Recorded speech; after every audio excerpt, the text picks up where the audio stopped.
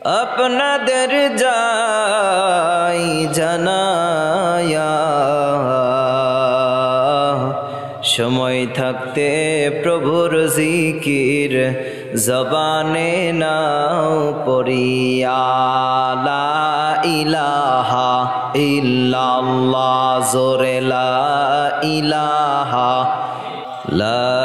ইলাহা ইল্লাল্লাহু মুহাম্মাদুর রাসূলুল্লাহ। আলহামদুলিল্লাহি রাব্বিল আলামিন। কোরআন প্রেমিক ভাইরা আপনারা সবাই কেমন আছেন? সবাই ভালো আছেন? আল্লাহ আমাদেরকে ভালো রেখেছেন এবং কোরআনের এই মজলিসে আসার তৌফিক দিলেন, এজন্য আপনারা সবাই খুশি নাকি বেজার? সবাই খুশি? যারা হয়েছেন খুশি মুখে নিয়ে হাসি, আওয়াজ দিয়ে বেশি ইমানের আওয়াজে সবাইরে পড়তে হবে আলহামদুলিল্লাহ। ভাইরা আওয়াজ কিন্তু জোরে হয় নাই, ইমানি আওয়াজ এরকম হলে হবে না, আওয়াজটা একটু বুলন্দ করে জোরে পড়তে হবে আলহামদুলিল্লাহ। সরদারে দু আলম, আপনার আমার পয়গম্বর, মানবতার মুক্তির বন্ধু, যার আদর্শে কোনো ব্যক্তি আদর্শবান হতে পারলে দুনিয়ায় শান্তি এবং আখেরাতে মুক্তির ব্যবস্থা করে দিবেন কে? সে মালিক, সে পয়গম্বরের উপরে আমরা সকলে দুরুদ ও সালাম পেশ করছি, সবাই পড়ছি সাল্লাল্লাহু আলাইহি ওয়াসাল্লাম। আলহামদুলিল্লাহ, আজকের প্রোগ্রামটারে যারা অ্যারেঞ্জমেন্ট করেছে আল্লাহ সবাইরে কবুল করে নেক এবং সবাইরে ধন্যবাদ জানাচ্ছি। আমার পূর্বে যেই ভাই কথা বলেছেন আল্লাহ ভাইয়ের কণ্ঠকে কোরআনের জন্য কবুল করে নিক, পড়ি আমিন। এবং আমার পরে যিনি কথা বলবেন সারা বাংলার আলোড়ন সৃষ্টিকারী একজন প্রখ্যাত আলেমে দ্বীন, হযরতের ভক্ত, বাংলার প্রত্যেকটা কর্নারে কর্নারে কোনায় কোনায় তার ভক্ত। বিশেষ করে আমি হুজুরকে বলেছিলাম যে হযরত আমার বাবা পর্যন্ত এই আজকের প্রধান বক্তা এইভাবে চেনে, মাওলানা শফিউল্লাহ। কি না? এইভাবে আমার বাবা চেনে মাওলানা শফিউল্লাহ। হযরতকে কোরআনের জন্য তামাম বাংলার জমিনে কবুল করে নিক, পড়ি আমিন। আমার প্রিয় ভাইরা, আমি ভূমিকায় লম্বা করতে চাচ্ছি না। আমরা যে কিতাব থেকে কথা শুনবো এই কিতাবটার নাম কি? কিতাবটার নাম কি? কোরআনুল কারীম। রব্বে কারীম ডাক দিয়ে বলে, ইন্নাল্লাযীনা আমানু ওয়া আমিলুস সালিহাতি কানাত লাহুম জান্নাতুল ফিরদাউসি নুজুলা। কার কথা? রব্বে কারীম ডাক দিয়ে বলে, ইন্নাল্লাযীনা আমানু ওয়া আমিলুস সালিহাতি كانت لهم جنات الفردوس نزلا।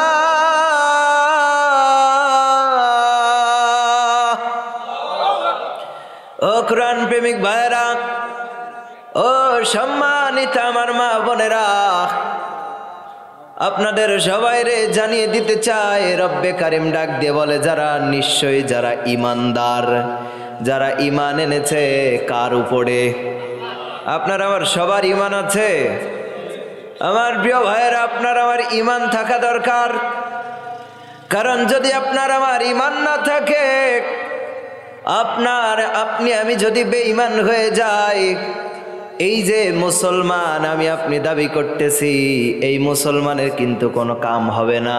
কারণ রব্বে কারীম ডাক দিয়ে বলে, ইয়া আইয়ুহাল্লাযীনা আমানুত্তাকুল্লাহা হাক্কা তুকাতিহি ওয়া লা তামুতুন্না ইল্লা ওয়া আনতুম মুসলিমুন। কার কথা?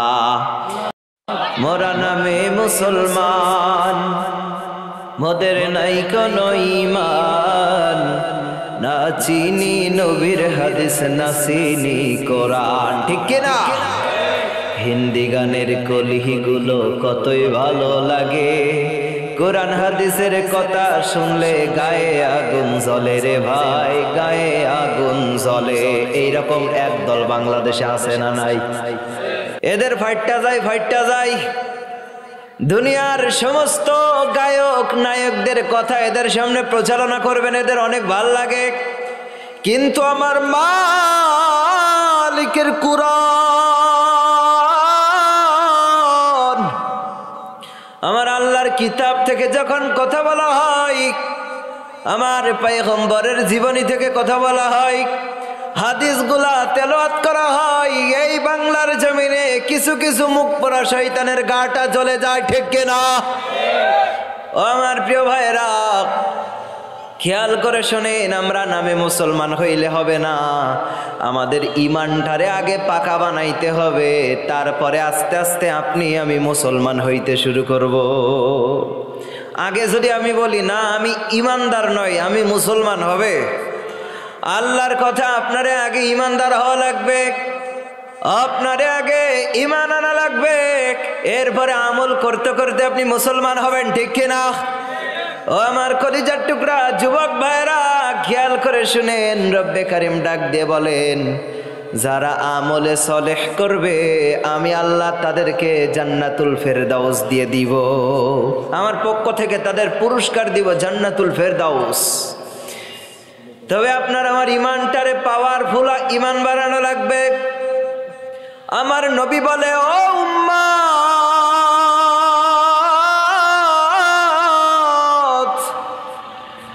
তোমাদের ইমান আছে তোমরা কেমনে বুঝবা? আমার পয়গম্বর সুন্দর করে আপনার আমারে ইমানের কথা বুঝাইতেছে। আমার কোনো উম্মত যদি ভালো কাজ খারাপ লাগে এবং খারাপ কাজ ভালো লাগে, তোমরা সঙ্গে সঙ্গে বুঝা নিবা তোমার ইমান নাই কি নাই। যদিও থাকে ওই ইমানটা অনেক দুর্বল। আর যদি তোমার ভালো কাজ ভালো লাগে, আজকের এই কোরআনের মাহফিলটা ভালো কাজ না খারাপ কাজ? কিন্তু এখন অনেকেই মেলার ভিতরে ঘুরতেছে, অনেকেই জিলাপি খায়, আবার অনেক যুবক ভাইরা আছে নিজের গার্লফ্রেন্ডের অপেক্ষায় বসে আছে, ঠিক না? আমার কলিজার টুকরা যুবক ভাইরা, খবরদার। আল্লাহর নবী বলে, তোমার যদি ইমান পাকা হয় ভালো কাজ ভালো লাগবে। কোরআনের মাহফিল হইতেছে, এটা ভালো কাজ। অবশ্যই আপনি ইমানদারের পরিচয় দিতে যায় এই কোরআনের মাহফিলে আসার দরকার আছে না নাই? লিল্লাহে তাকবীর।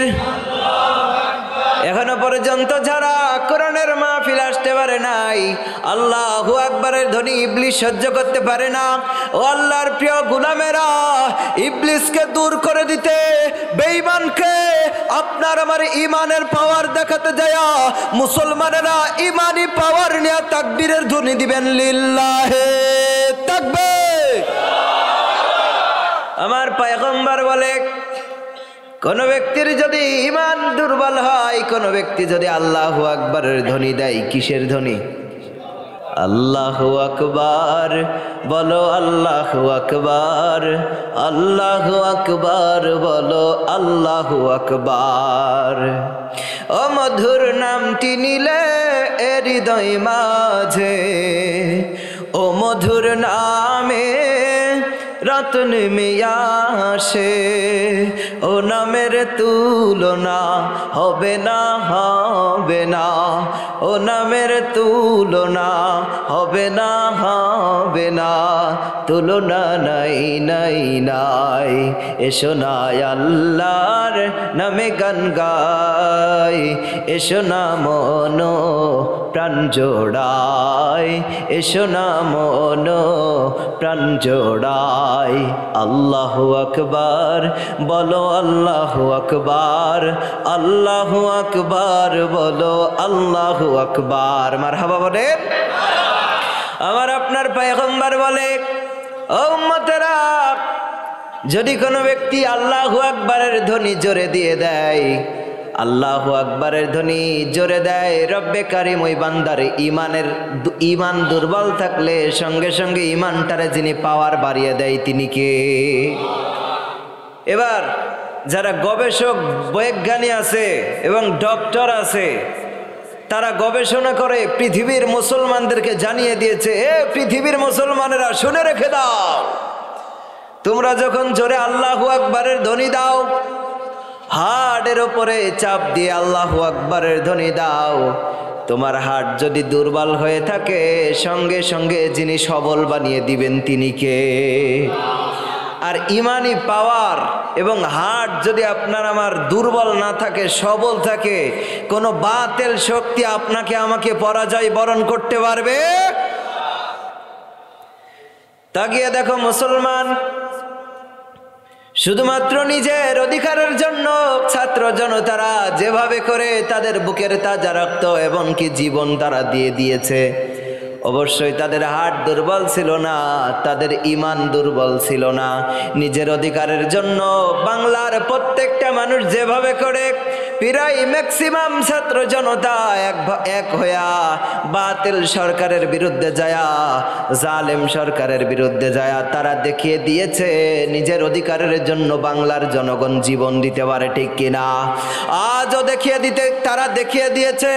আমরাও আজকের এই টাঙ্গাইলের মুসলমান সাক্ষী দিতে চাই, প্রয়োজনে আমাদের রাত জাগতে হলে রাত জাগবো, টাকা পয়সা খরচ হইতে হইলে টাকা পয়সা খরচ করব, রক্ত দিতে হলে রক্ত দিব, আল্লাহর গোলাম জীবন দিতে হলে জীবন দিব। এ বাংলার জমিনে কুরআনী রাজ কায়েম করে ছাড়বো। কারা কারা রাজি আছো দু হাত তুলে আল্লাহকে দেখিয়ে দাও। কোরআনের জন্য আপনার আমার রক্ত, জীবন, শ্রম, আমার আপনার জীবন দেওয়ার জন্য আমরা রাজি আছি না নাই? আমার প্রিয় ভাইরা, ইমানের পরীক্ষার কথা বলছিলাম। আল্লাহর নবী বলেন ভালো কাজ ভালো লাগবে, খারাপ কাজ খারাপ লাগবে, তারা পারফেক্ট ইমানদার। যদি আপনারে সুন্দর করে বোঝায় আপনি বুঝা ফেলাবেন। আল্লাহর নবীর একজন সাহাবী, প্রথমে কিন্তু সে মুসলমান ছিল না। ও যুবক,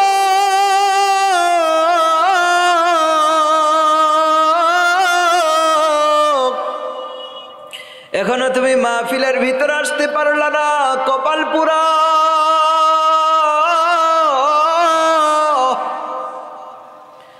আমার আল্লাহর সামনে কি জবাব দিবা? হে মুরব্বী বাবারা, এখনো পর্যন্ত মাহফিল আসলা না, কি রবের কাছে জবাব দিবা? আল্লাহ যদি জিজ্ঞাসা করে, ও গোলাম, তাফসিরের আলোচনা হয়েছিল, কোরআন থেকে তাফসির করা হয়েছে, নিজের সামান্য আনন্দের জন্য, একটু উল্লাসের জন্য জমিনের ভিতরে বিভিন্ন মেলার ভিতরে সময় কাটাইছো, আমি আল্লাহর সামনে আজ তুই এর জন্য জবাবদিহিতা কর। কেমনে জবাব দিব? ও আমার প্রিয় ভাইয়েরা, যুবক সন্তান চাচার সঙ্গে খাইতে বসেছে, হঠাৎ চাচারে জিজ্ঞাসা করতেছে, ও চাচা, মুহাম্মদ নামের একটা যুবক দ্বীনের প্রচার করতেছে, ও চাচা আপনি বলেন তো লোকটা কেমন? চাচা ডাক দিয়ে বলতেছে, ও ভাতিজা, তুমি যেই মানুষটার নামে আমার সামনে বলতেছো, এই মানুষটার মতন মানুষ পৃথিবীর জমিন আর একটাও নাই, যার সম্পর্কে রব্বে কারীম বলেন, ওয়া ইন্নাকা লাআলা খুলুকিন আযীম।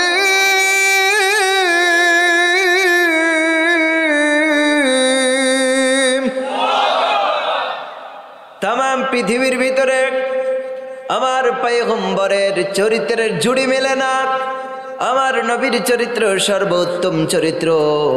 আমার নবীর চরিত্র সম্পর্কে যিনি এভাবে করে যিনি সার্টিফিকেট দিয়েছেন, জবান খুলে বলেন তিনার নাম কি? চাচারে ডাক দিয়ে বলে, ও চাচা, আপনি তার সম্পর্কে সার্টিফিকেট দিলেন, তো সে যে দ্বীনের দাওয়াত দেয় এটা কি মেনে নেওয়া যায় না? ওই ছেলেটার নাম আব্দুল উজ্জা। তার চাচা ডাক দিয়ে বলতেছে, ও ভাতিজা, একটা মানুষের সম্পর্কে ভালো বলা আর তার চরিত্র মেনে নেওয়া দুইটার ভিতরে পার্থক্য আছে না নাই? আমার সম্পর্কে অনেকেই বলবে হাসান বিন আব্দুল মাজেদ অনেক ভালো ওয়াজ করে, কিন্তু এই ওয়াজগুলা সবাই যে মাইনা নিবে এই কথা কি হইতে পারে? সবাই কি বলবে যে না আমরা সব কথা মেনে নিব?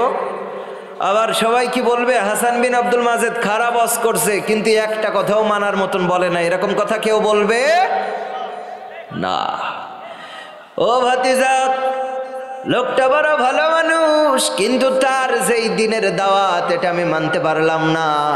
তখন আব্দুল উজ্জা ডাক দিয়ে বলতেছে, ও চাচা আমি আপনার সাক্ষী লেখা পড়ে নিলাম, আশহাদু আল্লাহ ইলাহা ইল্লাল্লাহু ওয়া আশহাদু আন্না মুহাম্মাদান আবদুহু ওয়া রাসূলুহু। আল্লাহু আকবার বলেন। এবার চাচা ডাক দিয়ে বলতেছে, ও ভাতিজা তুমি যদি এই মুহাম্মাদের কালেমা পড়ে নাও তাহলে আমি চাচা তোমারে যা যা দিয়েছিলাম সবকিছু আমারে ফেরত দাও। ভাতিজা বলতেছে, ও চাচা আমি সবকিছু ফেরত দিয়ে দিলাম। ও ভাতিজা টাকা পাইছি, পয়সা পাইছি, তোমার নামে যা যা দলিল করে দিয়েছিলাম সব পেয়েছি, কিন্তু তোমার পরনে যে লুঙ্গিটা আছে ওই লুঙ্গিটা আমার টাকায় কিনা, খুলে দাও। এবার ভাতিজা ডাক দিয়ে বলতেছে, ও চাচা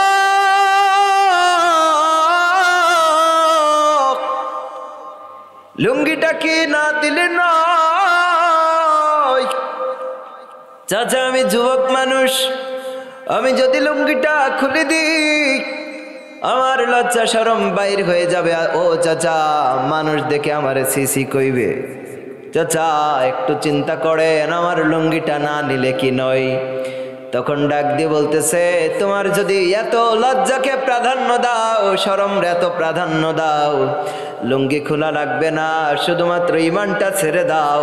আমি চাচা যা যা দিয়েছি নিয়েছি সব আবার ফেরত দিয়ে দিলাম।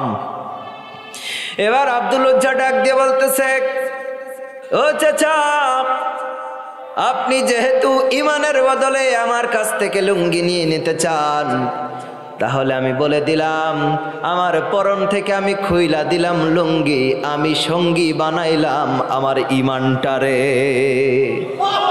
এ যুবক ভাইরা, কয়দিন ইমানের জন্য তোমার লুঙ্গি খোলা লেগেছে?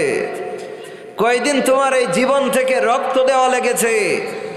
কয়দিন ইমানের জন্য তোমার রাত জাগা লেগেছে? কয়দিন তোমার জেলখানায় যাওয়া লেগেছে? এরপরেও যদি তুমি ইমানের পক্ষে না আসো আল্লাহর কাঠগুলায় মুখ দেখাইতে পারবে না। সেদিন কি হবে? যেদিনের মালিক হয়ে যাবে আমার আল্লাহ। আলাইসাল্লাহু বিআহকামিল হাকিমিন।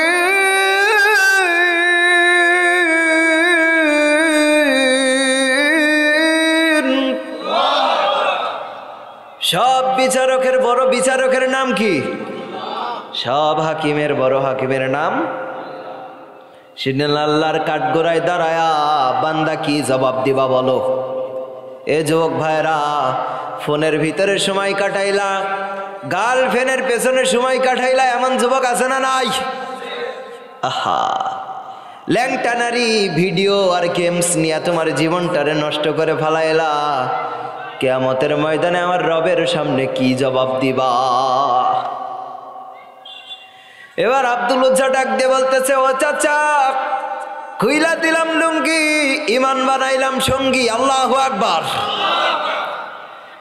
এবার যখন লুঙ্গিটা খুলে দিয়েছে, যুবক মানুষ উলঙ্গ অবস্থায় কেমন লাগে? আহা, কলিজাটা ছিঁড়ে যায়। আমার নবীর সময়ের এই সমস্ত ইমানের ঘটনাগুলো লেখা পড়ার সময় আব্দুল উজ্জা এবার চইলা গেলেন তার মায়ের কাছে। তার কিন্তু এটা আপন মা না, সৎ মায়ের কাছে যায়। যখন সৎ মায়ের কাছে গেছে, যাওয়ার পরে মা এইভাবে করে লজ্জা পায়া হাত দিয়া চোখটারে ঢাইকা ফেলাইছে, আর ডাক দিয়ে বলে, ও সন্তান তোমার এই অবস্থা কেন? ডাক দিয়ে বলতেছে, ও কলিজার মা, জানি আমার মা না, এমনকি আমার বাবা না,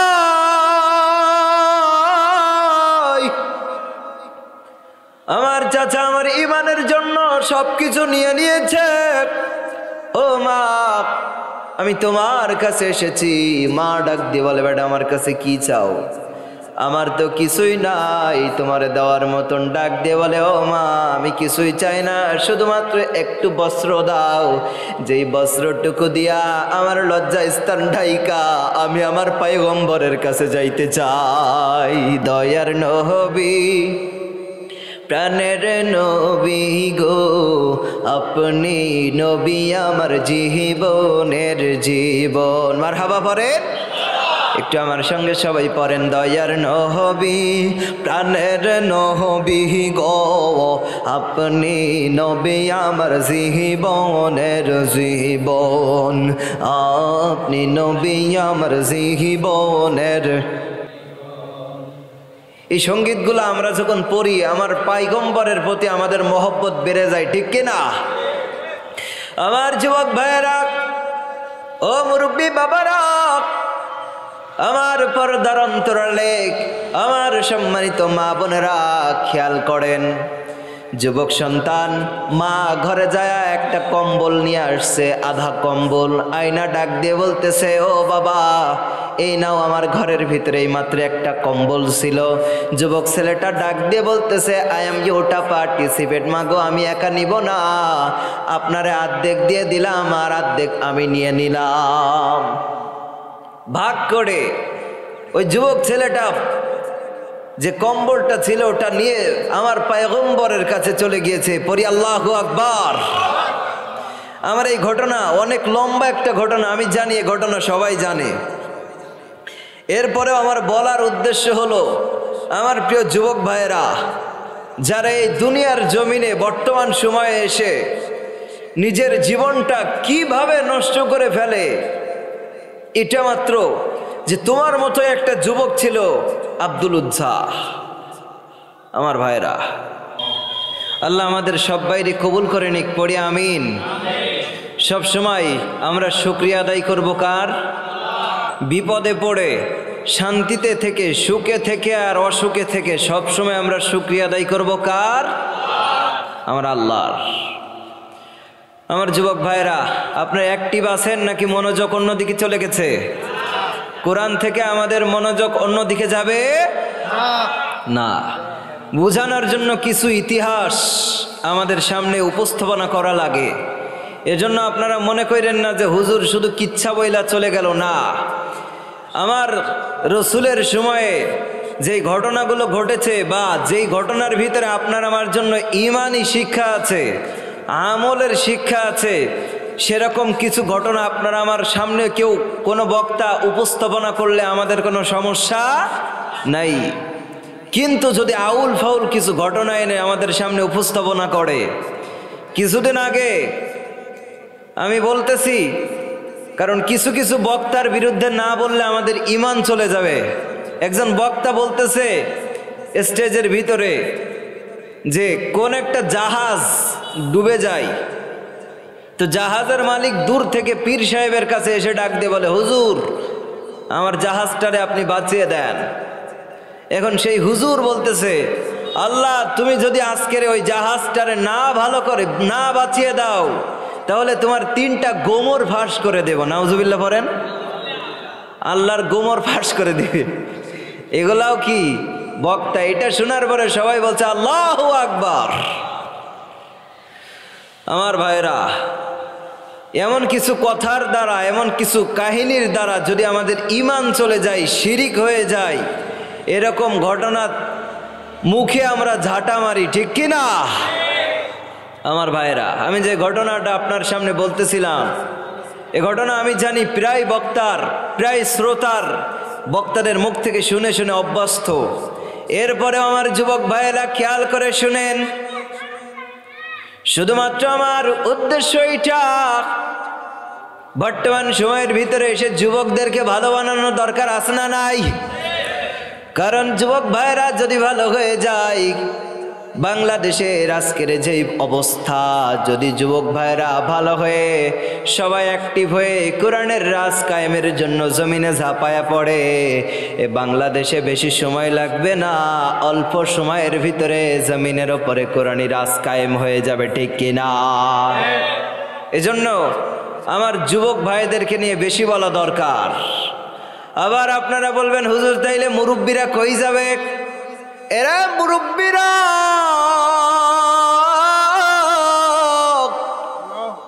আপনাদেরকে নিয়ে কথা বলা দরকার, কারণ আপনারা আল্লাহর কাছে শুধু দোয়া করবেন আর যুবকেরা মাঠে ঝাঁপায় পড়বে।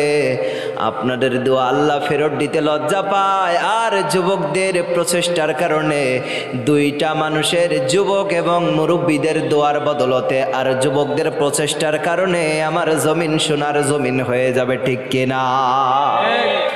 এবার আব্দুল উজ্জাক মদিনার দিকে, আমার পয়গম্বরের দিকে রওনা দিয়েছে। এবার আমার নবীর কাছাকাছি পৌঁছে গিয়েছে। যাওয়ার পরে দেখতেছে একটা যুবক মানুষ, হায়রে এত সুন্দর চেহারা! আসহাবে সুফার ভিতরে যেই সমস্ত সুফারা তারা কোরআনুল কারীম পড়তে জানতো না, আমার নবীর হাদিস জানতো না, আমার নবী তাদেরকে শিক্ষা দিতেছেন। এদিক দিয়ে আব্দুল উজ্জা যায় দেখতেছে, এত সুন্দর চেহারার মানুষ আমার জীবনে আর কোনোদিন দেখি নাই। আমার নবীর চেহারাটা দেখেই আব্দুল উজ্জা বুইজা ফেলাইছে, আরে এই মানুষটাই হয়তো আমার পয়গম্বর। আমার জীবনে এত সুন্দর মানুষ আমি কোনোদিন দেখি নাই।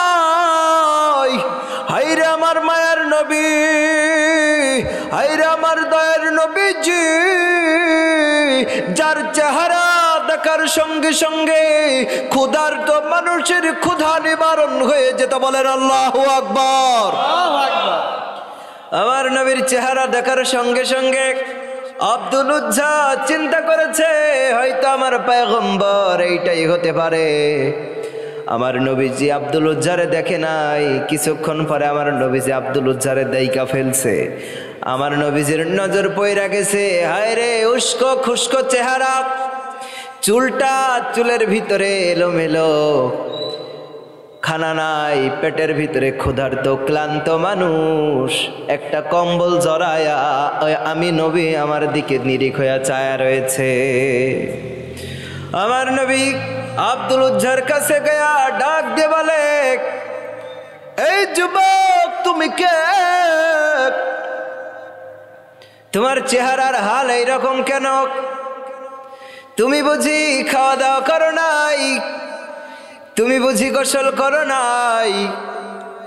ও আমার প্রিয় ভাইরা, আব্দুল উজ্জা যখন আমার নবীর সামনে দাঁড়ায় দাঁড়ায় এই কথাগুলো আমার নবীর জবান দিয়ে শুনতেছিলেন, আব্দুল উজ্জার জবান চোখ দিয়া টপ টপ টপ টপ করে পানি গড়ায়া পড়ে। আব্দুল উজ্জা ডাক দিয়ে বলে, হায় রে, আরে এত সুন্দর কথা কোনো মানুষের হয়? এত সুন্দর চেহারা যে কোনো মানুষের হয়, এই মানুষটারে দেখার আগে আমি বুঝতে পারি নাই। কারণ আমার নবী হলো মায়ার নবী, যেই নবীর সম্পর্কে রব্বে কারিম ডাক দিয়ে বলেছিলেন, ওয়ামা আরসালনাকা ইল্লা রাহমাতান লিল আলামিন। আমার পয়গম্বর তামাম আলমের জন্য রহমত হয়ে এসেছিলেন। আল্লাহু আকবার। ও আমার যুবক ভাইরা, ও মুরব্বী বাবারা, সম্মানিত মা বোনেরা, এবার তাদের আমার নবী এবং আব্দুল উজ্জার কথোপকথন হয়ে গেল, আলাপ হয়ে গেল। আব্দুল উজ্জা ডাক দিয়ে বলতেছে, ও নবী, আমি ঈমান এনেছি, আমি ছিলাম আমার চাচার ঘরে লালিত পালিত হয়েছিলাম, আমার এমন কিছু ছিল না, আমার সব ছিল, কিন্তু নবীজি আমি ঈমান আনার কারণে আমার চাচা আমার পরনের লুঙ্গিটা পর্যন্ত খুলে নিয়েছে। আজ বাংলাদেশের বুকে দেখা গিয়েছে যারা হক্কানি উলামায়ে কেরাম, যাদের ইমানের যত পাওয়ার, তাদেরকে আয়না ঘরের ভিতরে নিয়ে যায় জালেম শাসকেরা কতই না নির্যাতন দিয়েছে। আল্লাহর কোরআনের কথা সূরা বুরুজের ভিতরে আমার মালিক বলে, যার ইমান যত বড় হবে তার পরীক্ষা তত বেশি হবে। এজন্য ইমানের পাওয়ার যার বেশি, তার এই দুনিয়ার জমিনে অনেকগুলা পরীক্ষা আপনারে দেওয়া লাগবে। যাদের ইমান নাই তার পরীক্ষা নাই, ঠিক কিনা? যুবক ভাইরা, এ কলিজার টুকরারা, তুমি মনে করো না আমার জীবনে কোনো অসুবিধা হয় নাই। আরে ভাই, আপনি তো নামাজটাই ঠিক মতন করে পড়েন না, আপনার জীবনে কি ঝড় আসবে? আমার কলিজার টুকরা যুবক ভাইরা খেয়াল করেন, আমার মুরব্বীরা খেয়াল করেন। আমার পয়গম্বর ডাক দিয়ে বলতেছেন, ঠিক আছে, তোমার সমস্ত গল্প আমি শুনলাম, তোমারে আমি পড়াই দিলাম, তোমারে ইমানদার বানায় দিলাম। আমার নবী তারে কালেমা পড়াই দিলেন। দেওয়ার পরে ডাক দিয়ে বলতেছে, ওরে সাহাবীরা,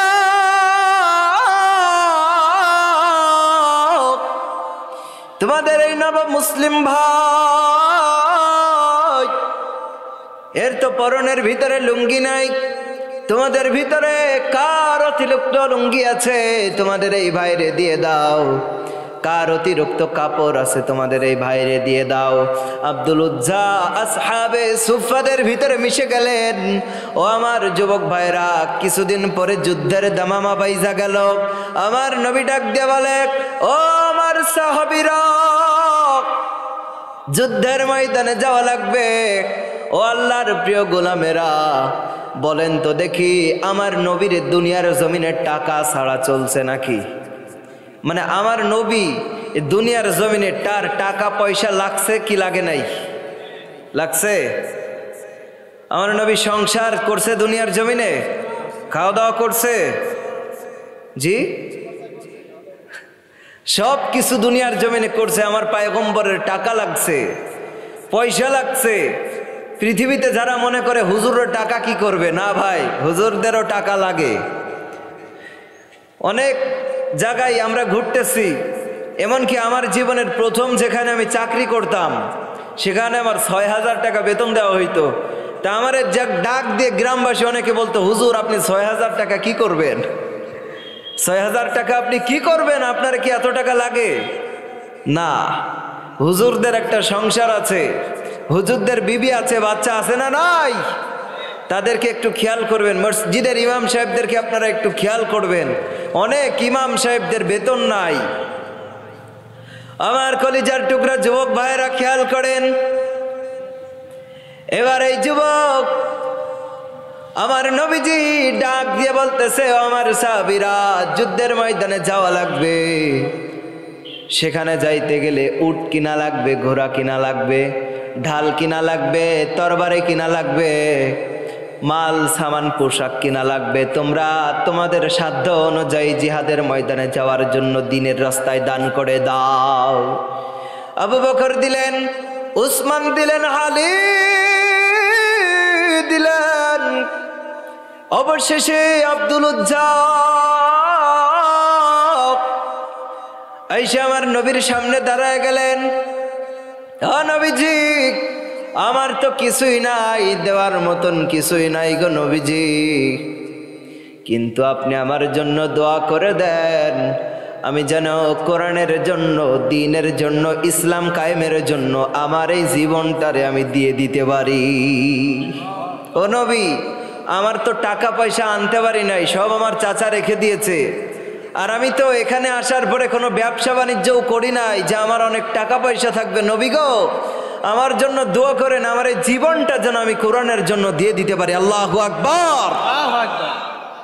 এই জন্য কোরআনের জন্য আপনার টাকা পয়সা দেওয়ার দরকার আছে না নাই? এই যে আজকের কোরআনের মাহফিলটা হইতেছে, এখানে কোরআনের জন্য, মসজিদের জন্য, মাদ্রাসার জন্য, কোরআন কায়েমের জন্য এ জমিনে আপনার আমার টাকা পয়সা খরচ করার দরকার আছে না নাই? আছে, এটা লাগবে।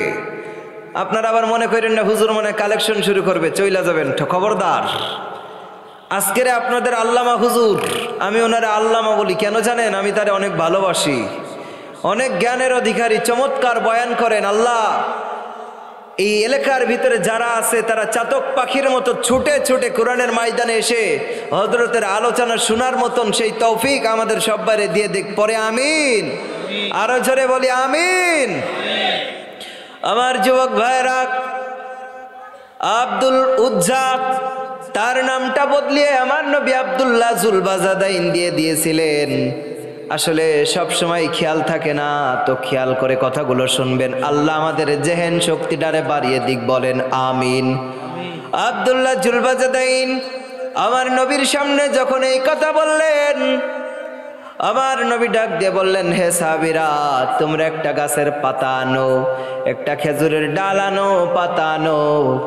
আনার পরে আব্দুল উজ্জার হাতের ভিতরে আমার নবী বাইন্দা দিলেন, দিয়ে ডাক দিয়ে বললেন, ও আব্দুল উজ্জা, আমি তোমারে আমার আল্লাহর সামনে তোমার জন্য বলে দিলাম, আল্লাহ তোমার জন্য বলে দিলাম, আল্লাহ যেন কবুল করে নেয়। কাফেরদের জন্য তোমার রক্তটারে আমি হারাম বানিয়ে দিলাম।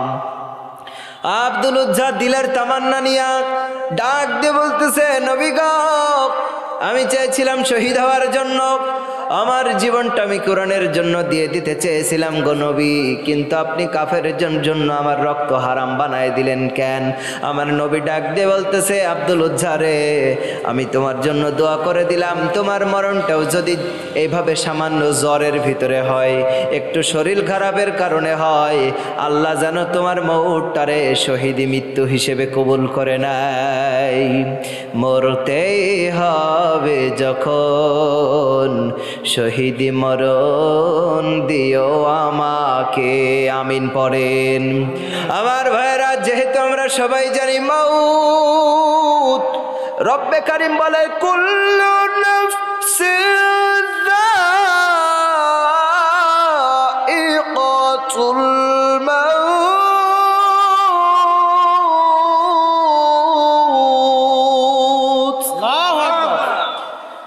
যাদের ভিতরে রূহ আছে, যাদের ভিতরে আত্মা আছে, তাদের একদিন মরা লাগবে।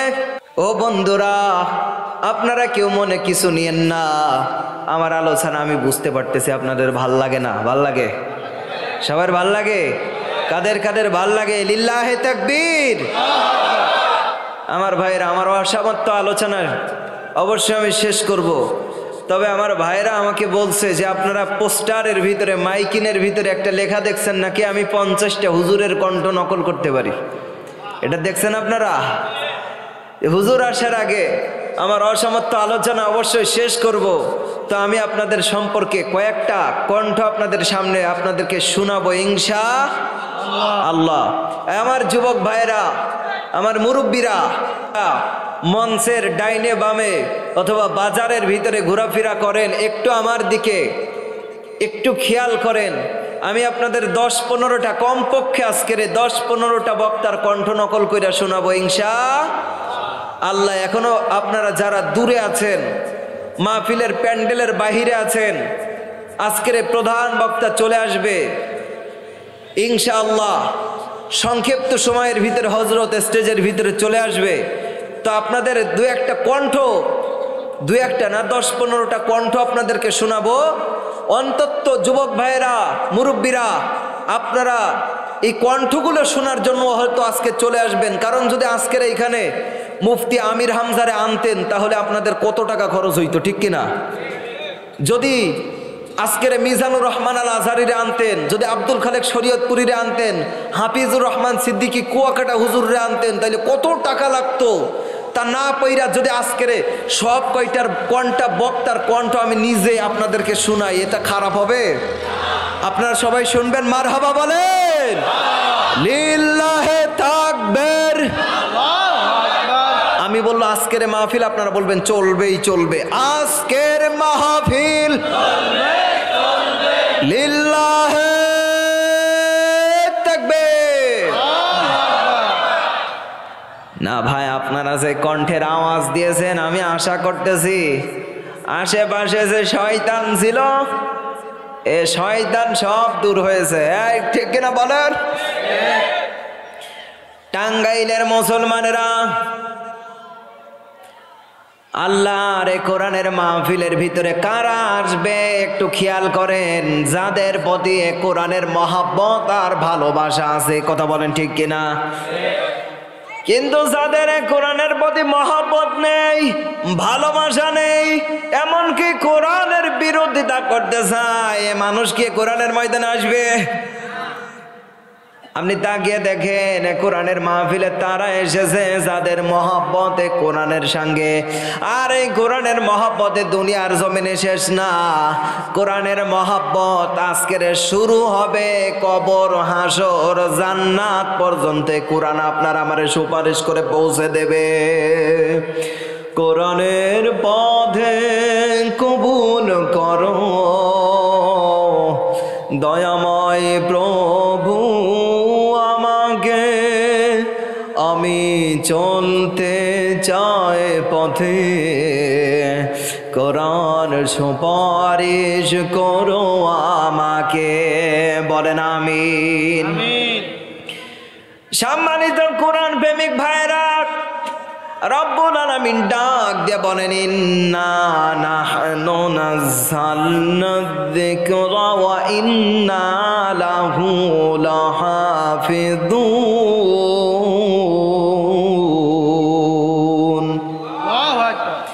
বলেন তো দেখিয়ে, জিকিরটারে আমাদের মাঝে সৃষ্টি করেছেন কে? আর এটার হেফাজত করবে কে? সম্মানিত ভাইরা, আমরা সবাই জানি কোরআনুল কারীম আল্লাহ হেফাজত করবে। কাদের দ্বারা হেফাজত করবে? এটাই কোরআন প্রেমিকদের কারণে, কথা বলেন ঠিক কিনা? আল্লাহ রব্বুল আলামিন বাতিলদের হাতে কোরআন নষ্ট করবে না, এটা কোরআনের ওয়াদা, আল্লাহর ওয়াদা। আজকের যারা কোরআনের বিরুদ্ধে যেতে যায়, কোরআন তার জমিন থেকে মিটিয়ে দিতে চায়, আমরা কোরআন প্রেমিকেরা কোরআনের মাহফিল থেকে তাদেরকে জানিয়ে দিতে চাই, আপনারা বিলুপ্ত হয়ে যাবেন, ধ্বংস হয়ে যাবেন, আল্লাহর কোরআনে জমিন থেকে টেকিয়ে দেওয়া যাবে না। এই কারা কারা রাজি আছেন কোরআনের পক্ষে থাকবেন? আপনারা আল্লাহর কাছে বলেন আল্লাহু আকবার। আল্লাহ আমাদের সব বাইরে কবুল করেন, বলেন আমিন। সম্মানিত ভাইরা, এখনো যারা কোরআনের বাইরে আছেন, এই পাশে ও পাশে ঘোরাফেরা করছেন, আপনার তাড়াতাড়ি আসেন, আল্লাহ কবুল করুক, বলে আমিন। এই ভাই, এই কণ্ঠটা ছাড় দিলাম, এটা কার কণ্ঠ বলতে পারবেন? মুফতি আমির হামজা হাফেজাহুল্লাহ। ইনশাআল্লাহ আমি আরো শোনাবো, আপনারা রাগ কইরেন না। হুজুর আয়েশা কিন্তু চমৎকার তাফসীর করবে। হযরত আয়াত যখন পড়ে, আহা, এত সুন্দর চমৎকার সুরে তেলাওয়াত করে, শোনার সঙ্গে যেন মনে হয় আল্লাহ সরাসরি তার কুরআনুল কারীম নাজিল করতেছে। আল্লাহু আকবার বলেন। এত সুন্দর চমৎকার করে তিনি তেলাওয়াত করে। অবশ্যই তিনি তেলাওয়াত করবে, তাফসীর করবে। আমি একটু কিছু লোক জমায়েত হয়ে যায়, ঠিক কিনা আমার ভাইরা? আর একটা সুর আপনাদের কাছে দিচ্ছি, দেখেন আপনারা চিনতে পারেন কিনা। আরে নবীর আশিকের দল, বাহাদুরি করিও না রে যুবক, বাহাদুরি করিও না রে যুবক,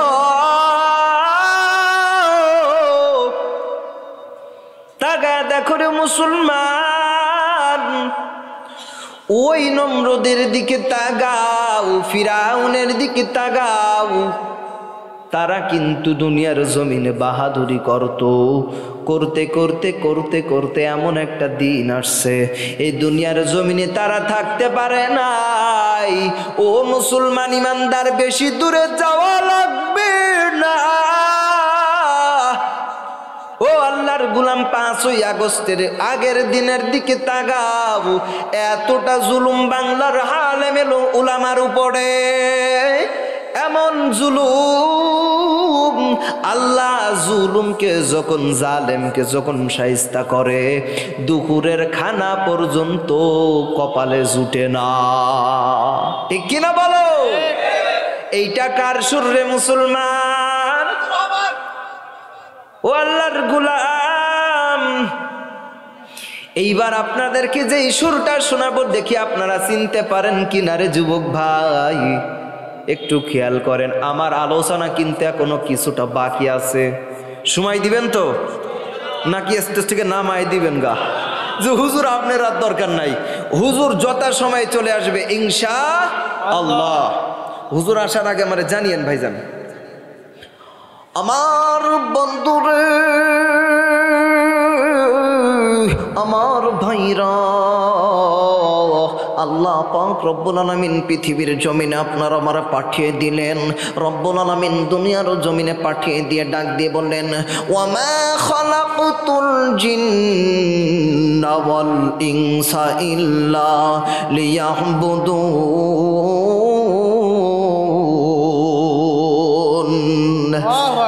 আর ভাইরা, টাঙ্গাইলের মুসলমান ভাইরা রে, আমার পর্দারালের মা গো, আল্লাহ পাক রব্বুল আলামিন পৃথিবীর জমিনে আমার আপনারা পাঠিয়ে দিলেন বন্ধুরে।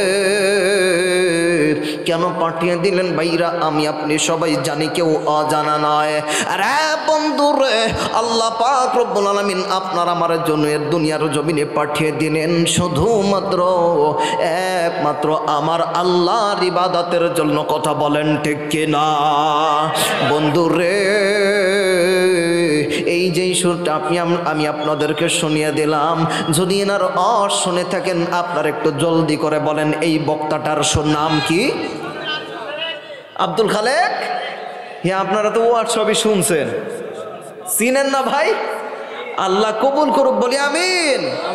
এইবার আবার ওয়াজ শুরু করি, নাহলে আমার এমন হয়ে যাবে প্রধান বক্তা চলে আসবে, আমার ওয়াজটা শেষ করতে পারবো না, ঠিক কিনা? জি, আর কটা বলমু? আচ্ছা, এখন বাজে হলো 9:40, কমপক্ষে 10টা পর্যন্ত বলি না, বলমু আজহারি। আচ্ছা শুনেন, আমি কিন্তু নিজে আজহারি হুজুরের কণ্ঠে আলোচনা করি, এটা হয়তো প্রথমে আপনারা বুঝতে পারছেন, বুঝছেন? হ্যাঁ, ওইটা আমি যতটুকু আলোচনা করি, 1 ঘন্টা হোক, 1.5 ঘন্টা হোক, 2 ঘন্টা হোক, আমি আমার কণ্ঠে আলোচনা, মানে আজহারি হুজুরের ওইভাবে আলোচনা করি। ওইটা এখন আমার নিজের কণ্ঠ বানায় নিছি, ওই লাহানে আমি আলোচনা করে 2-1টা কণ্ঠ আপনাদের মাঝে শোনানোর জন্য মানে চেষ্টা করি। তো দেখি আর 1-2টা শোনায় আমি আলোচনার দিকে যাব ইনশাআল্লাহ। এখন যেই কণ্ঠটা শোনাবো দেখি আপনারা চিনতে পারেন কিনা।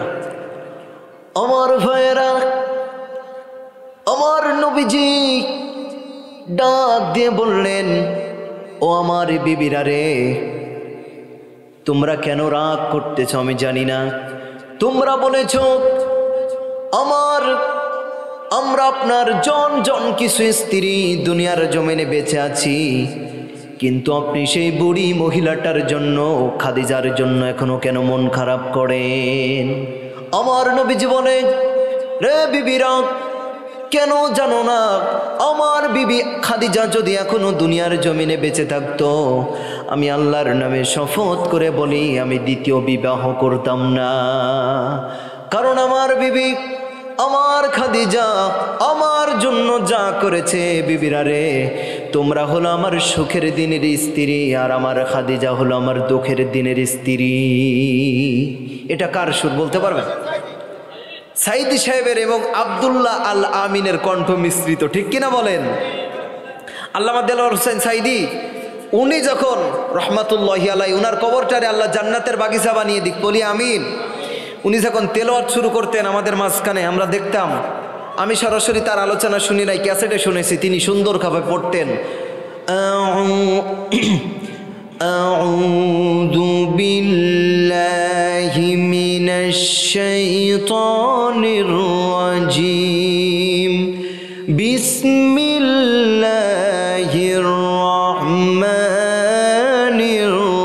রহিম। উনি আমাদের কলিজা ঠান্ডা করে আলোচনা করতো। আল্লাহ ওনার মতন মুফাসসির বাংলার জমিনে প্রত্যেকটা অঞ্চলে অঞ্চলে বাড়িয়ে দাও, বলি আমিন। কি ওয়াজ করবো নাকি কণ্ঠই দিমু? ওয়াজ করি, তাই না? হ্যাঁ, না হলে কিন্তু আমি আমার আলোচনা শেষ করতে পারবো না। শেষে আবার 2-1টা দিলে দিবানে, সমস্যা নাই। একটু জিকির করি, সুবহানাল্লাহ, আলহামদুলিল্লাহ, লা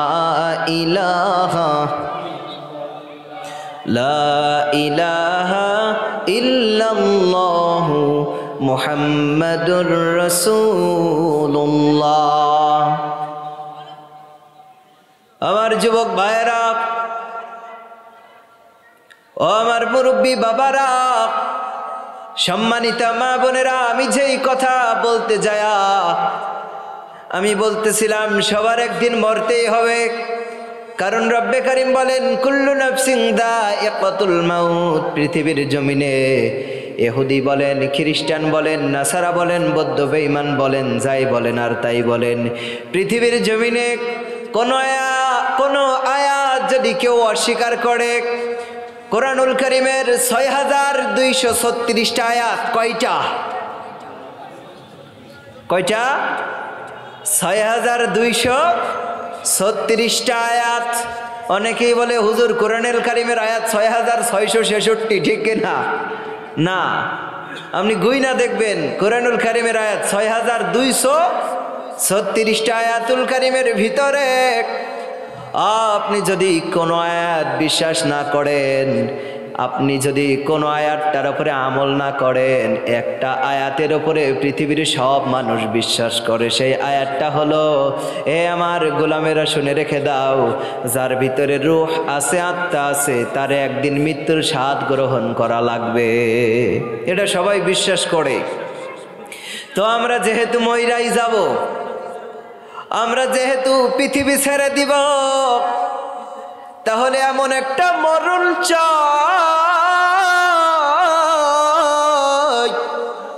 যেই মরণ আপনার আমারে বিনা হিসেবে জান্নাতের ব্যবস্থা করে দিবে। ছোট্ট একটা হাদিস বলি, ফাতেমা রাদিয়াল্লাহু তাআলা আনহা আল্লাহর কাছে দোয়া করছেন, আল্লাহ তুমি আমার হিসাবটারে একটু সহজ করে দিও। আমার নবী ডাক দিয়ে বলে, ফাতেমা,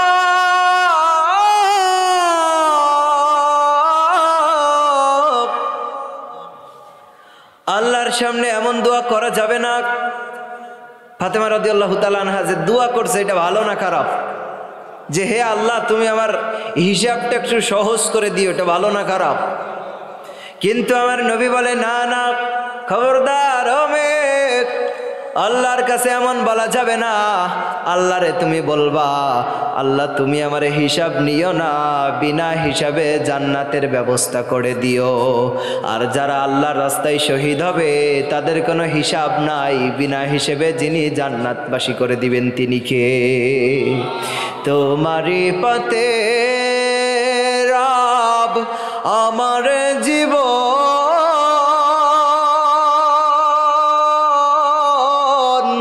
দিতে চাই,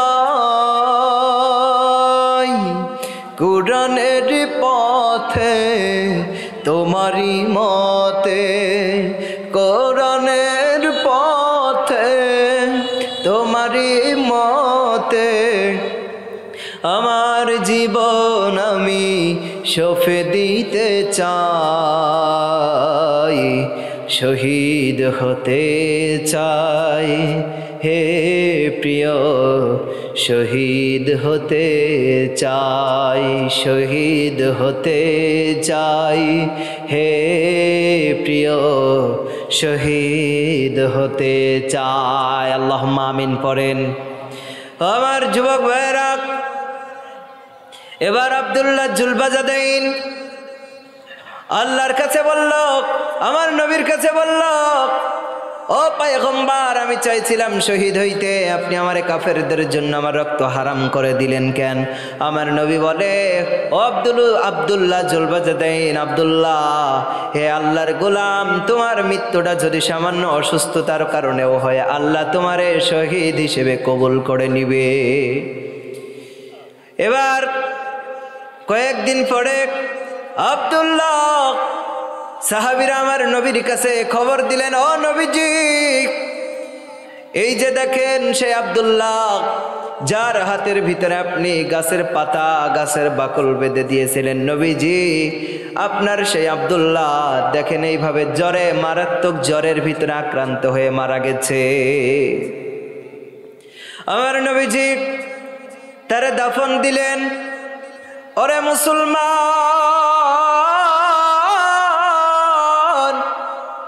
আবু জার ডাক দিয়ে বললেন, একটু মিস্টেক করছি, তার আগে আমার নবী বললেন, আব্দুল্লাহ জুলবাজাদাইন রে যখন কবরের ভিতরে দাফন করবে, আল্লাহ রে আমার নবী ডাক দিয়ে বলে, ও আল্লাহ, আমার আব্দুল্লাহর উপরে আমি খুশি ছিলাম, আল্লাহ তুমি এই আব্দুল্লাহর উপরে খুশি হয়ে যাও।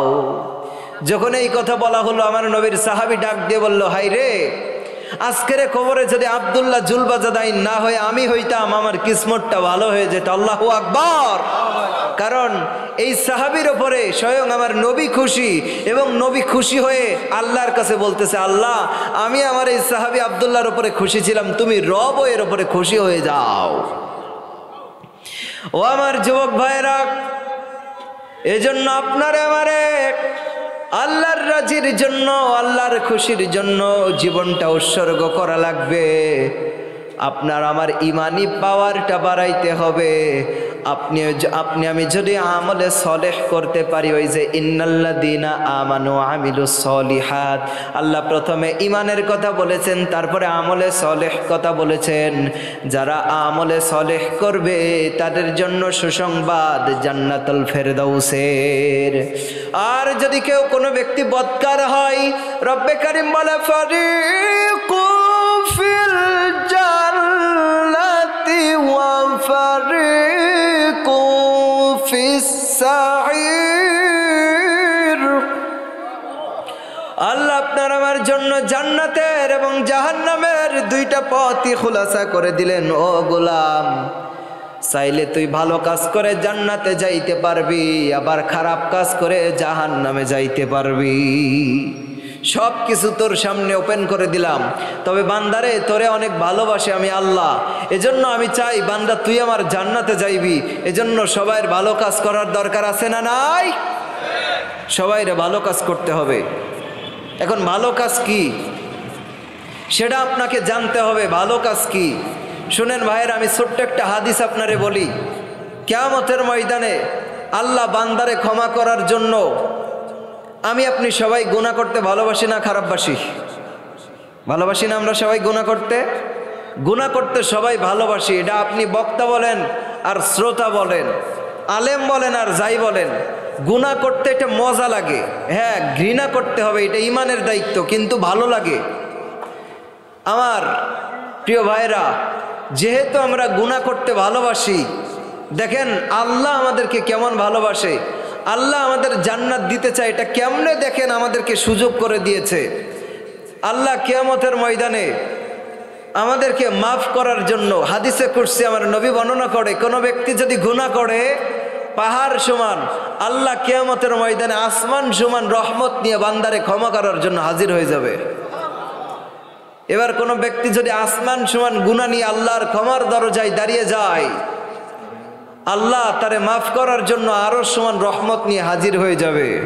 কিন্তু বান্দার আমল নামায় শিরিকের কোনো গুনাহ থাকা যাবে না। কলিজার টুকরা ভাইরা,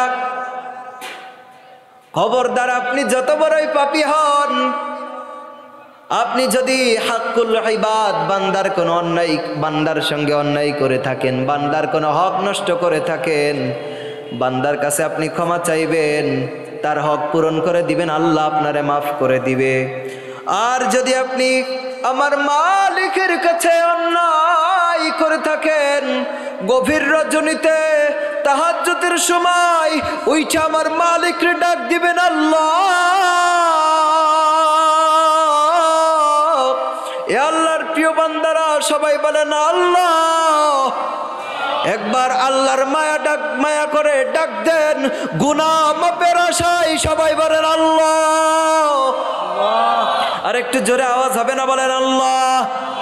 আয় আল্লাহ, আল্লাহ বইলা যদি আপনি তাহাজ্জুদের সময়ে আপনার আল্লাহর কাছে, আমার আল্লাহর কাছে আপনি আমি ক্ষমা চাইতে পারি, আল্লাহ তুমি আমারে মাফ করে দাও।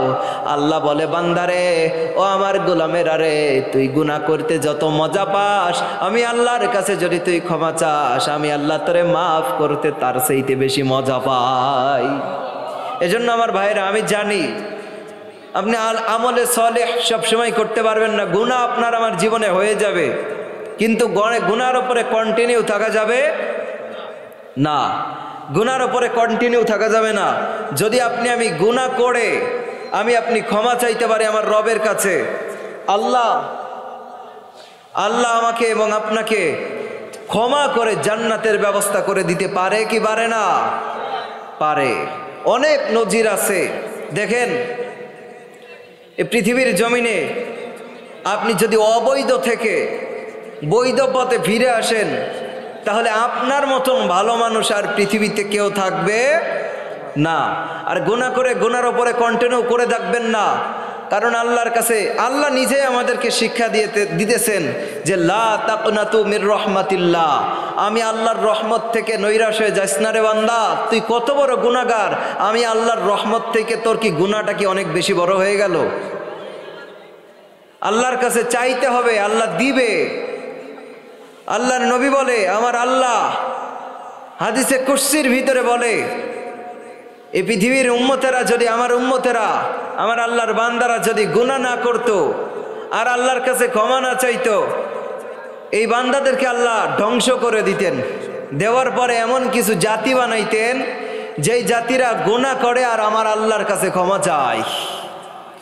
তাহলে গুনাহ করার পরে ক্ষমা চাইলে খুশি হয়ে যায় কে? আমার ভাইরা কেমন খুশি হয়ে যায়?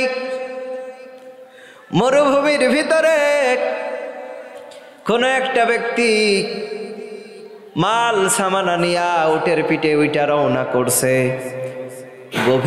গভীর মরুভূমির ভিতরে একটু ক্লান্ত শরীর নিয়া তার উটটারে পাশে রাইখা ওই যুবকটা অথবা ওই মানুষটা ঘুমায় গেছে। হঠাৎ করে ঘুম থেকে জায়গা দেখতেছে তার উটও নাই, মাল সামানাও নাই। এখন কি করবে? এই ধুধু মরুভূমির ভিতরে তার আর কেউ নাই। তিনি এই চিন্তা নিয়া ক্লান্ত শরীর নিয়ে আবার ঘুমায় গেছে। ঘুম থেকে উঠা দেখে তার মাল সহ উটটা হাজির হয়ে গেছে। সে কেমন খুশি হবে? হাই রে কেমন খুশি! আমার আল্লাহ ডাক দিয়ে বলে, ওই বান্দাটা যত বেশি খুশি না হবে, আমার আল্লাহ কোন পথ ভোলা মানুষ যখন পথে ফিরে আসে, আমার আল্লাহ ওই বান্দাটারে দেইখা তার চাইতে বেশি বড় খুশি হয়ে যায়। আল্লাহ ওই ব্যক্তির উপরে এতটা খুশি হয়ে যায়, আমার মালিক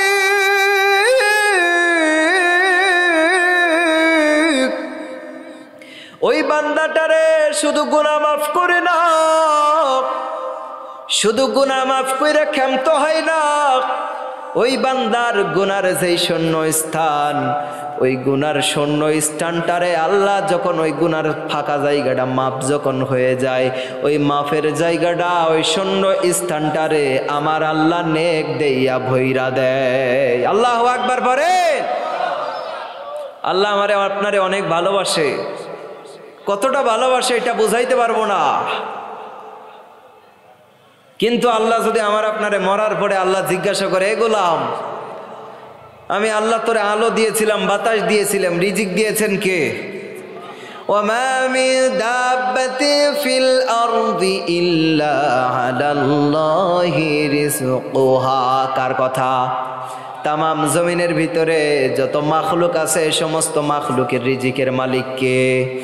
আরো জোরে বলেন কে? আল্লাহ রাব্বুল আলামিন আপনার আমার রিজিকের দায়িত্ব নিলেন।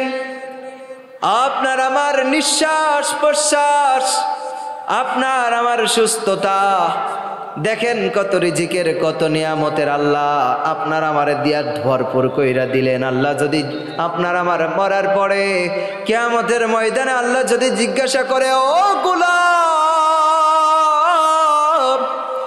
এত নিয়ামত আমি আল্লাহ তোরে দিয়েছিলাম, কিন্তু গোলাম আমি আল্লাহর এত কিছু পাওয়ার পর আমি আল্লাহর সামনে কেমনে বললাম তুই নাস্বীকার করলি? কেমনে আমি আল্লাহর সঙ্গে দুশ্মনী করলি? কেমনে আমি আল্লাহর কিতাবটা কোনোদিন খুইলা পড়লি না? কেমনে আমি আল্লাহর সঙ্গে নিমুখারামি করলি? আমি আল্লাহর সঙ্গে কেন তুই অবিচার করলি? নিজের সঙ্গে জুলুম করলি, নিজের সঙ্গে অবিচার করলি। ও গোলাম, আল্লাহ যদি আপনার আমারে প্রশ্ন করে, আল্লাহর সামনে আমি আপনি জবাব দিতে পারবো? জবাব দিতে পারবো? পারবো না। আল্লাহ আপনারে সব সময় ফেরেশতার মাধ্যমে আপনার আমারে গার্ড দিতেছে। আল্লাহ আপনার আমারে রহমত নাজিল করতেছে। নিয়ামত কতটাতে দিলেন এইটা আপনারে কেমনে বোঝায়? মুসা নবী আলাইহিস সালাতু ওয়াস সালাম আল্লাহর কাছে একদিন প্রশ্ন করলেন, আল্লাহ তুমি যদি গোলাম হইতাম, আমি যদি তোমার রব হইতাম, তুমি আমার কাছে কি চাইতা? এই প্রশ্ন যদি আল্লাহরে করে, আল্লাহ ডাক দিয়ে বলে, ও মুসা এটা তুই কি কস? তুই কি কোনোদিন আল্লাহ হইতে পারবি? বললে, আল্লাহ আমি জানি পারবো না, এরপরে আমি বলতে চাই তুমি যদি গোলাম হয়ে যেতা, আমি যদি রব হইতাম, তাহলে তুমি কি চাইতা বলো? আল্লাহ তার মানে তুমি যদি গোলাম হইয়া যেটা আমার কাছে চাইতা, আমি মুসা সেইটা উল্টে আপনার কাছে চাইব। মানে আল্লাহর কৌশল দেখাই। এখন আল্লাহ ডাক দিয়ে বলে, এরে মুসা তুই যদি আমার রব হইতি, আমি যদি তোর গোলাম হইতাম, আমি আমার রবের কাছে চাইতাম, আল্লাহ তুমি আমার সুস্থতার নিয়ামত দাও। তখন মুসা ডাক দিয়ে বলে, আল্লাহ তার মানে তুমি আমার ওইটা দাও, আমারে কখনো অসুস্থ বানিও না, আমার এই জিহুব্বার জড়তা দূর করে দাও। আমার ভাইয়েরা, এই সম্পর্কে বিস্তারিত কুরআনুল কারীমের ভিতরে আলোচনা আছে। তো আল্লাহ পাক আপনারে আমারে সুস্থতা রেখেছেন। যার একটা হাত নাই, যার একটা চোখ নাই, যে অসুস্থ সেই ব্যক্তি বুঝে, যার হাত নাই সে হাত না থাকার কতটা কষ্ট, সে ছাড়া আর কেউ বুঝে না। আমার ভাইয়েরা, আমার বন্ধুগণ, এজন্য এই সমস্ত নিয়ামত পায়া আপনি আল্লাহর শুকরিয়া আদায় করবেন। হুজুর আমারে আল্লাহ হাত দিয়েছে, আমি কেমনে শুকরিয়া আদায় করব? সবসময় আলহামদুলিল্লাহ, আল্লাহু আকবার এগুলা পড়বেন ন, সঙ্গে সঙ্গে আল্লাহর দাসত্ব করবেন। আল্লাহ আপনারে মুসলমান বানাইছে, এর চাইতে বড় নিয়ামত কি আর হইতে পারে? এই নিয়ামতের কেমনে শুকরিয়া আদায় করবেন? আল্লাহর সমস্ত হুকুম আপনি মেনে নিবেন, তাহলে ওই শুকরিয়াটা আপনার আমার আদায় হয়ে যাবে। শুকরিয়া আদায়ের জন্য আল্লাহর হুকুম মানবেন সবাই? কারা কারা মানবেন তো দেখি লিল্লাহে তাকবীর। সবাই মাইনেন। শুধুমাত্র এই ওয়াজ এই প্রোগ্রামের ভিতরেই থেকে যাবে না, এই ওয়াজ বাড়িতে নিয়ে যাওয়া লাগবে, ঠিক কিনা? ওয়াজ যদি বাড়িতে না নিয়ে যাই, দুনিয়াও শেষ, আখিরাতও শেষ। ওই যে দুই ভাই মিলে প্রোগ্রামে গিয়েছে, দাদা আর নাতি, দুই ভাই বলে তো, এরা মাহফিলে গিয়েছে নদীর ওই সাইডে। সেই নদীর ভিতরে এই যে মাজা পানি আছে, মাজা অস্তেক পানি। তো নাতি আর দাদা আলোচনা শুনে আসার সঙ্গে সঙ্গে নদীটা পার হয়ে গেছে। এখন যে ছোট্ট নাতি ছিল তার লুঙ্গি টুঙ্গি ভিজা শেষ। এখন যে দাদা ছিল তার লুঙ্গিও ভেজে নাই। এখন ডাক দিয়ে বলতেছে, দাদা আপনি তো প্রোগ্রামের ভিতরে গিয়েছিলেন, আপনি নদীটা পার হয়ে এখানে আসলেন, তো আপনার হাঁটু মানে আপনার মাজা অস্তেক পানি, এর পরেও আপনার লুঙ্গি ভিজলো না কেমনে? তখন ডাক দিয়ে বলতেছে, আমি তো ওয়াজ ওই পাশে। আগমন শুভেচ্ছার স্বাগতম, লিল্লাহে তাকবীর। আমার ভাইরা, হযরত জি চলে আসছে। আমি আর এক সেকেন্ডও কথা বলবো না, 1 মিনিটও না, সরি 1 সেকেন্ড তো সরি শেষই হয়ে গেছে। তো আমি আপনাদের সবার কাছ থেকে দোয়া চাচ্ছি, এই নগণ্য এই গোলামের জন্য আল্লাহর কাছে দোয়া করবেন, আল্লাহ যেন আমারে কোরআনের খাদেম হিসেবে কবুল করে, বলি আমিন। সর্বপ্রথম যে দোয়াটা করবেন সেটা হলো, আল্লাহ আমার ইলমি যোগ্যতা বাড়িয়ে দিক, এবং পাশাপাশি যেই ইলমটা অর্জন করব সেটা সর্বপ্রথম আমারে আমল করার তৌফিক দান করুক, পড়ি আমিন। সম্মানিত প্রিয় ভাইরা, আমার আলোচনা যদি কেউ ইউটিউবের ভিতরে শুনতে চান, হাসান বিন আব্দুল মাজেদ, হাসান বিন আব্দুল মাজেদ বলে ইউটিউবে সার্চ দিবেন, আমার আলোচনা পেয়ে যাবেন। আমার নাম্বার যদি কেউ নিতে চান, আমার এই পিএজের কাছ থেকে, আমার ভাই এর কাছ থেকে আপনার নাম্বার নিয়ে নিতে পারবেন। আমার জন্য আপনার সবাই প্রাণ খুলে দোয়া করবেন, আপনাদের জন্যও দোয়া করি। ওমা আলাইনা ইল্লাল বালাদ। আসসালামু আলাইকুম ওয়া রাহমাতুল্লাহ। মাশাআল্লাহ, আলহামদুলিল্লাহ।